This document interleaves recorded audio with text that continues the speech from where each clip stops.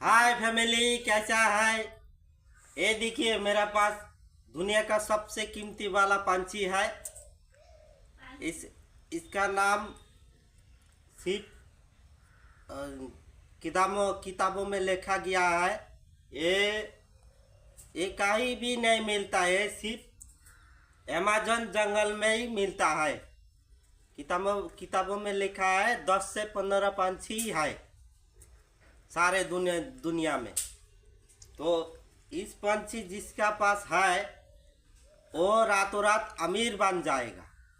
और इस पंछी जिसने देखा है वो लाखोंपति बन जाएगा। और जिसने लाइक और शेयर करेगा वो भी लाखोंपति बन जाएगा। इसीलिए देर करिए मत, लाइक और शेयर ज़रूर कर दीजिए।